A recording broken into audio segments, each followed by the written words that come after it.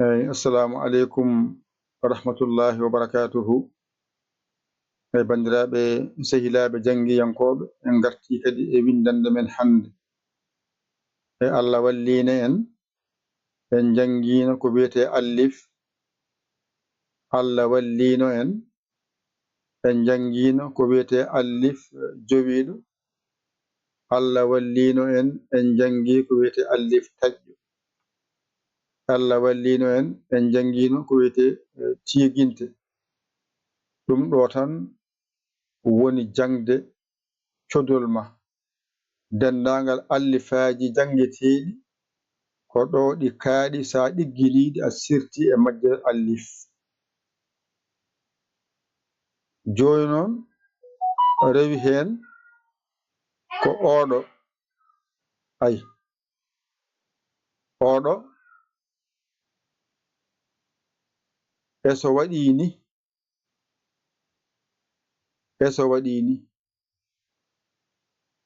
ay waɗirandani ko ha foftinma an jiɗɗo jangude o. Nde wonno jangde codol, joni noon toɓɓere nde wotere, nde toɓɓere wotere gandirta ba o. On saha wiya ba jorɗo. Nde wonno ko ceri ndiɗo alama wondi hay goto. Ɗo mbaɗa ɗum e ɗiɗi, toɓɓe ɗiɗi dow, mbiya ɗum ta jorɗo, ay ta jorɗo. Nde wonno ko ceri ndiɗo alama wondi hay goto. Ay ɗo toɓɓe tati mbatta ɗo, ay mbiya hun endu. Ɓe mbaɗirindani ko ha ɗum wawa ɓallade haqqille ma o, mbawa ɗum serndude so jangde nde yontoyi, taw a hakkille ma ene andi ɗeɗo karfeje tati. Ay mbaɗa ɗo henne suudu, mbaɗa ɗo henne suudu, hankkadi ganda ko oɗo wiyete ba jorɗo, ganda ko oɗo wiyete ta jorɗo, ganda ko oɗo wiyete sun endu. Joni noon sa waɗindani ko ɗo haaɗi, ari ardi mbaɗen hen ɓalejo o. Ay ɗo ko jubru ba. So adima e bindol, walla woni hakkunde bindol, inne nde ko wotere waylaki.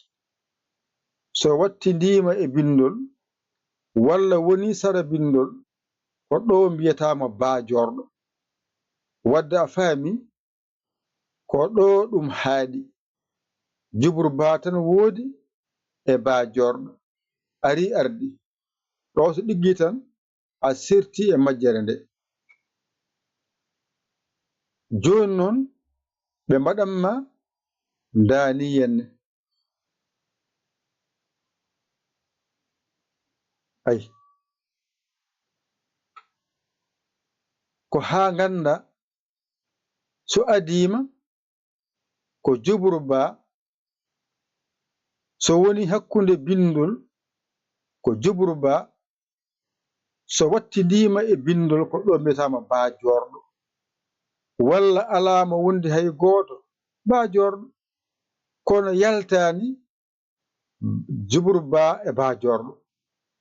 Wadde ko jangete e ba e hewde, andu ko ɗo tan haaɗi, tonga ɗum, janga ɗum, mbawa ɗum, certa e majjere muɗum. Rewi hen ko ta oɗo, one ko jangete hen e hewde ɓurani ɗo, ɗo tan haaɗi. Ɗiɗi dowɗe so gadima e bindol, wiyete ko jubru ta. Ay jubru mbiya ta, ay ko ta mbiɗa. So wattirima e bindol, walla sara bindol, ko ta jorɗo.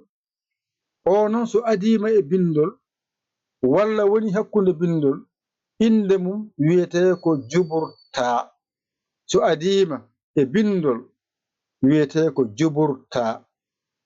Hakkunde bindol juburta sara bindol mbiya ɗum ta jorɗo. Alama wondi hay goto ta jorɗo. Wadde ɗo ko juburta, ɗo ko ta mbiya jorɗo. A gasi ko jangate e ta ko ni tan foti. Oto haqqille ma jiiɓa ɗon ari ardi. Ɗo tan jangata ta ceeta e ta. Joni noon ɓe mbaɗanma ndani ha haqqille ma uddito. Ayi gasi on saha ɗo wona so adima juburta. Hakkunde bindol juburta sara bindol ta jorɗo. Alama wondi tegode ene serindi ta jorɗo. Gasi ɗone ko ha mbawa ɗum andude so adima hakkunde sara so serindima yaltani ta o ha joni. Heddi goto o oɗo ko ni wayi ari ardi woni oɗo. On woodi so adima ko ni mbatta ɗum e zone endu hakkunde bindol zone endu ni sara bindol zone endu. Wadde o kam waylaki so adima so woni sara fof ko suɗen tan zone endu. Ayi ɗone gasi ɗo tan jangata mbawa ɗo certa e majjere zone endu.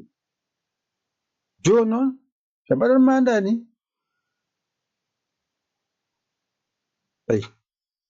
ayi gasi joni noon ɓe mbima so adima e bindol waɗiri ndani hakkunde bindol waɗiri ndani. Ay ñiire lesde fawa ɗum e dow muɗum.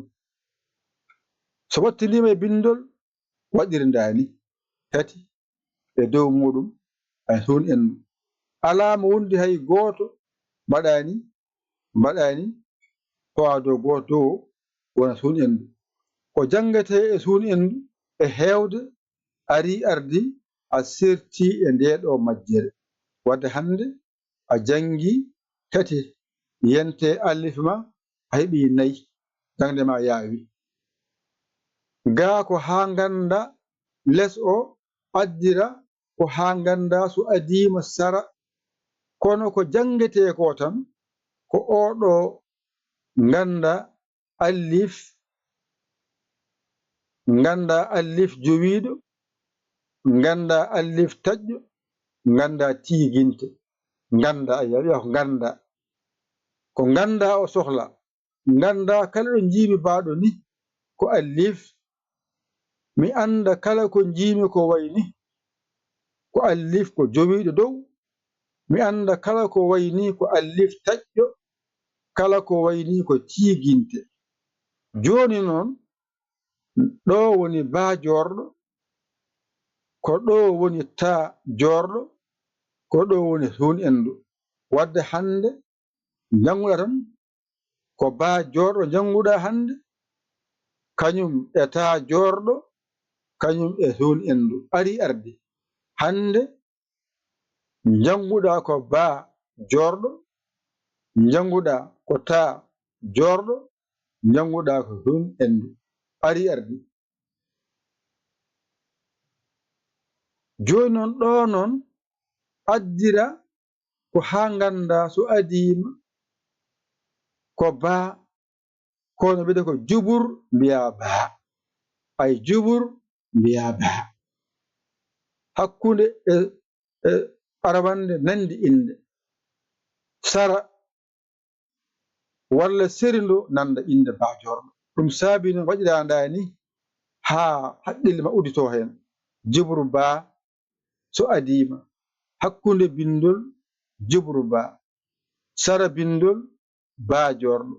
Alama wondi hay goto en serindi ba jorɗo a gayni. Ɗone ko ta o woni ɗo so adima jubur mbiya ta hakkunde bindol jubur mbiya ta. sara bindol mbiya ta ha gayna mbiya jorɗo, alama o wondi hay goto mbiya ta ha gayna mbiya jorɗo, wadde ɗo ta hani. Ga noon addira ko ha ganda laaɓal ma, so adima jubur ta, hakkude bindol jubur ta, sara bindol ko ta mbiya jorɗo, alama wondi ene seri ndi ta jorɗo. Wadde mi faama hankadi mi yalti e majjere ta. ɗone ko hun endu ni foti, so adima hakkude sara serindima fof ko ni wayata. Joni noon ko hun endu joni noon ɗo no waɗira ni ko nayi wonata, arwande hakkude sara serindol, hakkude ko nayi wonata, mbaɗa arwande mbaɗa hakkude mbaɗa sara so serindima. Wadde ɗo ko hun endu e hun endu e hun endu e hun endu. Alluwal ngal ɗo kadi ƴettata janga ngal, mbawa ngal, on saaha certa e majjere ma yahore, mbasa heppude, mbasa heñade, mbasa jiirade. Jangu ɗigga mbawa janginde. ɗo joni ma heɓ hen heblo wawde janginde, an ka jangowo aɗa jangoro hen janginoyde, aɗa janga an to hoorema, kadi aɗa jangoro hen no janginirte. Wadde ɗiɗi keɓɗa hen an, keɓa hen janga an e hoorema, keɓa hen no janginirɗa goɗɗo mo janga hen no amni. Wadde alluwal ma nanɗon, ƴettu kuɗol ma mbañotoɗa janga ɗigga, a hoolaki hoorema, ƴeew bawɗo ɗakkoɗa sara makko o holluma o walluma ha jiita lawol. A dañani noddu en 00 221 77 906 14 81, mbaɗa yaya mbaɗa li jeeya WhatsApp nano, ngara caggitoɗa saggere ma ɓe cagguɗa, a saggani ɗum jinni, walla goɗɗo jiɗɗo nadde e jangde he, dokkamo numéro o ara e WhatsApp men he, o haala inde makko, yettode makko, nannemo, kalnamo sarɗeji ɗi, ko garɗo jangude, o ara wallude e wallede, o wara jingude e jinganede. Yo Allah hokku en nande e famde. Ko musidɗo mon guiɗo mon saabu Allah, Yaya Ly, Kaolack, Sénégal. Alhamdulillahi rabbil alamin. On jarama, salam.